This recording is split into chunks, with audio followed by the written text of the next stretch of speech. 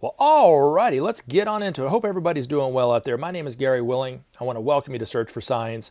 Now, I had a couple questions, and if you have a question you want to ask, the best thing to do is just post your question in the comments section. You can also email me at searchforsigns@mail.com, but if you just want to let me know what you think, just post a comment. Now, Wild Humans 8116 asked, do you think the masters can speak telepathically outside of meditation or only in a meditative state? To truly answer that question accurately, you would have to say that the masters are always in a meditative state.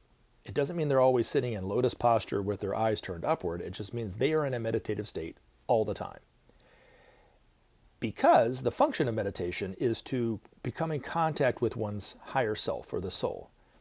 And then through lifetimes of meditation, to strengthen that bridge, it's called the Antakarana, to strengthen the Antakarana bridge between the soul and the person in incarnation, the man or woman in incarnation, to where eventually that connection becomes an at-one-ment and eventually permanent. And that's when they become a master. So the masters don't embody the soul like Maitreya does, but they manifest their soul's energy perfectly moment to moment. So they're in a constant state of meditation all the time. Sooner or later, humanity will have the same experience, but what we would consider the intellect is below the threshold of consciousness for any one of these masters. It would be the same thing as any one of us when it comes to our endocrine system or our digestive system or our immunity or our heart or our lungs. We don't think about it. It's automatic. It's the same thing, but they're on a higher level of thought than we are. But they function and they communicate moment to moment through the use of the mind and through telepathy. And it's very accurate on the point of the master's point of view, but if you look at it from humanity's point of view, or the lower kingdoms like the domesticated animals and some of the other animals, that's more of a vague kind of telepathy. But from the master's point of view, very accurate. And they can transmit what we would consider to be terabytes of information, to put it in computer terms, very accurately, very quickly from one point to another. Where on the human level, we just feel something and it might be right, it might not be right.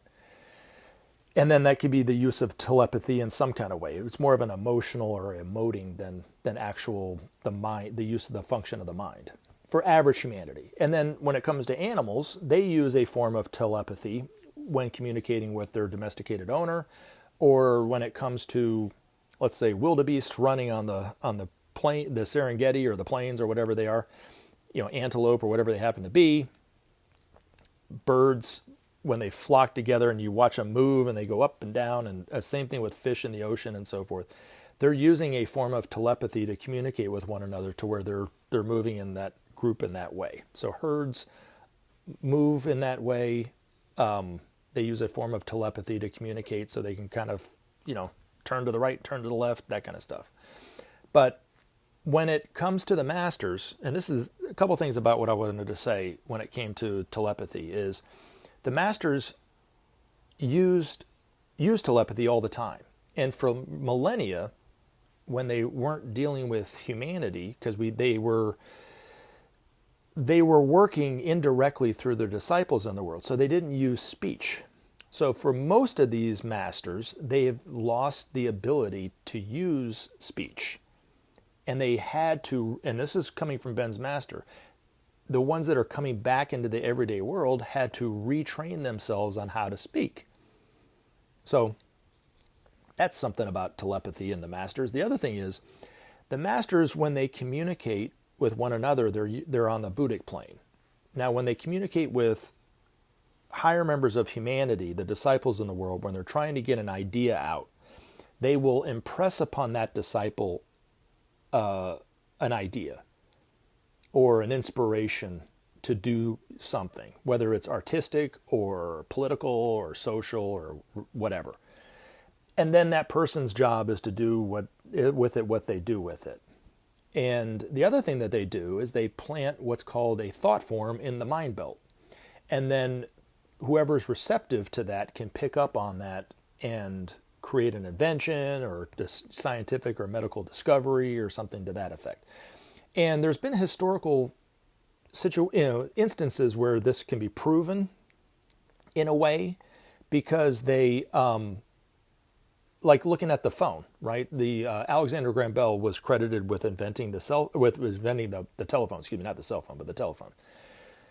There was another inventor on the other side of the planet who didn't know Alexander Graham Bell, didn't know what he was doing, but yet invented nearly the same invention.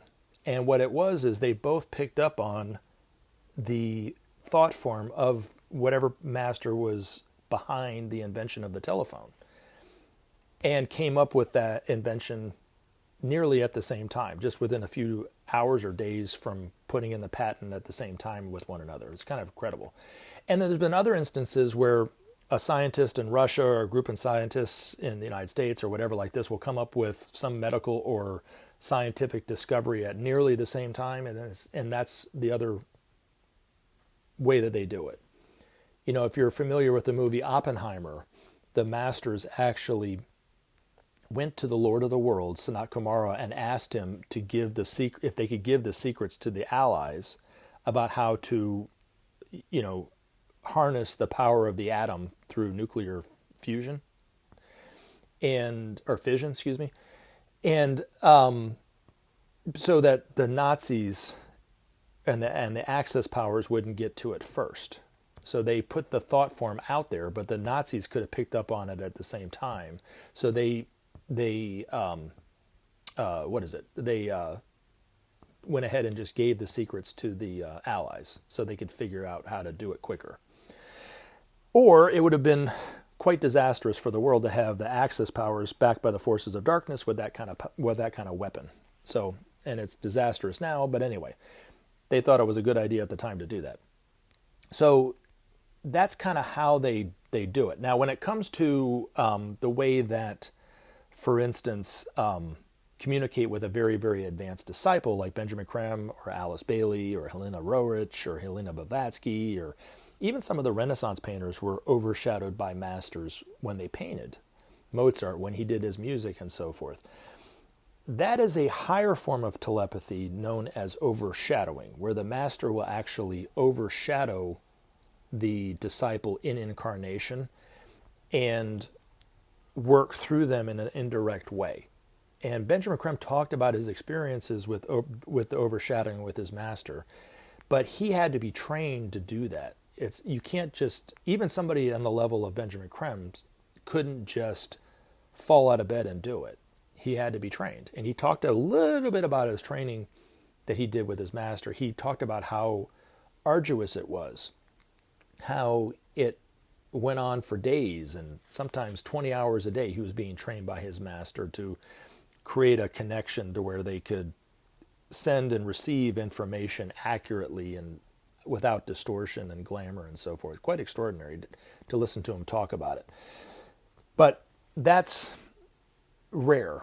Like I said, most of the time when the masters are trying to get their ideas out to humanity, they just impress upon a disciple a certain inspired idea. And then the disciple takes it and uses it for whatever they use it for. Hopefully that answers your question and more. I love you guys. Take care. Talk to you soon. Thanks for listening to this video. If you want to know more about Maitreya and the Masters of Wisdom, if you want to see if there's any truth to this information for yourself, I'm hoping that you take some time and you investigate this information at some point. If you look in the description portion of these videos, there are links that take you to websites that talk about this information. They're all free, so it just costs you just a little bit of time. Have a great day.